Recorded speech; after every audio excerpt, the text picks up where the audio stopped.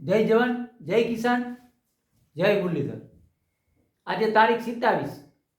પહેલો મહિનો અને 2026। હવે મિત્રો આપણે વારંવાર તમને અગાઉથી માહિતી અને ક્યાંક ને ક્યાંક એક આગતરા ઇંધણ તરીકે હવામાન વિશે માહિતી આપતો હોઉં।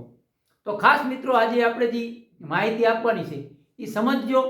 કારણ કે ક્યાંક ને ક્યાંક અસમજ ઊભી ના થાય। એટલે તો કાયમી કહું છું કે મારા વિડીયો જેટલા બને એટલા શેર કરો, સબસ્ક્રાઈબ કરો, લાઇક કરો, જેથી કરતાં આપણા ઓલ ગુજરાત, સૌરાષ્ટ્ર, કચ્છ સુધીના ખેડૂત સુધી આ માહિતી પહોંચી શકે અને ક્યાંક ને ક્યાંક આપણા ખેડૂત ભાઈઓને જે આપણે દેશી કસ ખાતર અને દેશી અનુમાન વિશે જે માહિતી મેળવી અને તમને ક્યાંક ને ક્યાંક આપણે આગતરા ઇંધણ તરીકે એક માહિતી આપી,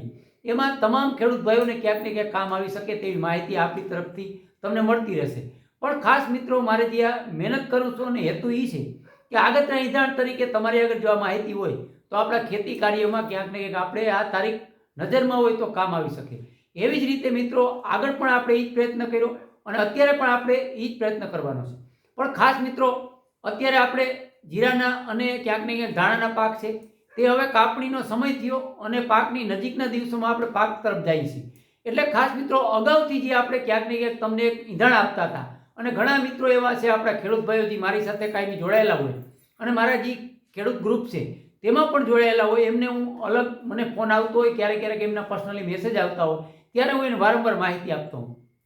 કે આપણે એક મહિનાની અંદર એક માવઠું છે અને ક્યાંક ને ક્યાંક હજી આપણે બે માવઠાનો સામનો કરવો પડે એવો કસકાતરા આધારિત અને દેશી અનુમાનમાં આપણે સંકેત મળે છે। મિત્રો અગાઉથી આપણે આ માહિતી અમુક ખેડૂત ભાઈઓને આપેલી હતી, પણ આજે આપણે એની તારીખ ડિક્લેર કરી છે કે પ્રફેટ અને સચોટ તારીખ એની આજુબાજુમાં આપણે માવઠું થાય, એમાં 24 કલાકનો ફેરફાર રહીએ તેવી પણ શક્યતા છે। પણ ખાસ મિત્રો, શિયાળાના જે માવઠાની વાત છે એમાં ક્યાંક ને ક્યાંક હવામાન છે એનું મહત્વ વધારે હોય કે શિયાળામાં ઠંડી પડતી હોય તો જે માવઠું આપણી ઉપર થવાનું હોય એમાં એક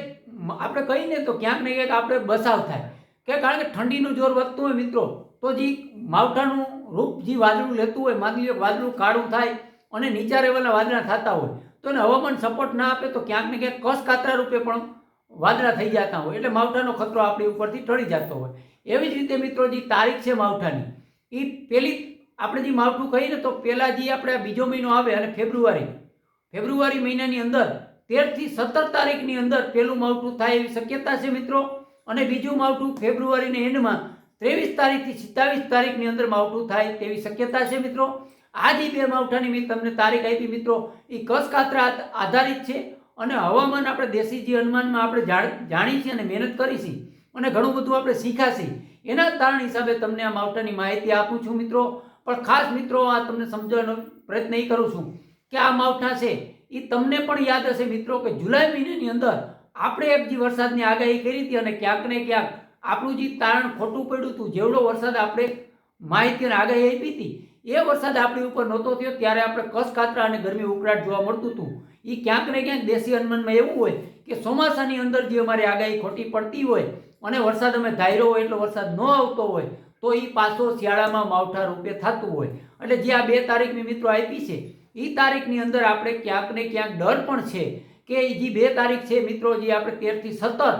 જે ફેબ્રુઆરી મહિનાની બીજા મહિનાની 13 થી 17 પહેલી તારીખ અને બીજી તારીખ છે 23 થી 27, એમાં ક્યાંક ને ક્યાંક આપણે પણ માવઠાનો ડર છે મિત્રો। અગાઉ પણ મેં તમને સેતવાતા આ તારીખ નહોતી આપી પણ માવઠાનો ડર છે એવો સેતવાતા, પણ આજે હું તમને તારીખ સાથે આ માહિતી આપું છું મિત્રો। સોશિયલ મીડિયાની અંદર નજીકના દિવસોમાં પણ તમને માહિતી મળશે અને ક્યાંક ને ક્યાંક આગાહી આવશે, પણ આમાં પણ એવું હોય મિત્રો કે ક્યાંક ને ક્યાંક આપણે બધાએ મહેનત કરતા હોય અને ક્યાંક ને ક્યાંક અનુભવ આધારે તમને માહિતી આપતા હોય। કુદરતથી આપણે કોઈ મોટા નથી અને હું પણ ઈશ્વર આગળ એવી પ્રાર્થના કરું, મુરલીધર આગળ પ્રાર્થના કરું કે જે આ 2 માવઠાની તારીખ છે મિત્રો, આગળ જે માવઠા ગયા એવી રીતે ક્યાંક ને ક્યાંક આપણી ઉપરથી આ માવઠું છે એ ખતરો ટળી જાય અને કસ કાતરા રૂપે વાદળા થઈ જાય તો આપણે ક્યાંક ને ક્યાંક ખેડૂને એક નુકસાનીનો ભય છે મિત્રો, એમાં આપણે બચી શકીએ। પણ મિત્રો અત્યારે ખાસ કોઈ આપણે જે માવઠા હોય એ છૂટા છવાયા માવઠા હોય, સાવંત્રિક માવઠાનો સાવંત્રિક આપણે કહીએ ને સાવંત્રિક રાઉન્ડ આપણે ના કહીએ સાવંત્રિક રાઉન્ડ છે, એવી રીતે સાવંત્રિક રાઉન્ડ જેવો રાઉન્ડ થાય પણ એ વાદળા થતા હોય, ઓલ ગુજરાત સૌરાષ્ટ્રની અંદર વાદળું થઈ જતું હોય પણ માવઠા તો અમુક વિસ્તારમાં જ પડતા હોય। એટલે આ રીતે જ આ માવઠા થવાની શક્યતા છે મિત્રો। નજીકના દિવસોમાં જેમ જાશું એમ પણ મોડલમાં પણ ક્યાંક ને ક્યાંક આ માવઠા બતાવશે તો આપણે સત્યની નજીક વધારે માહિતી આપવાનો પ્રયત્ન કરશું। પણ મિત્રો, કોઈ અફવા ના સમજવી, કોઈ ડર ના રાખવો, પણ આપણે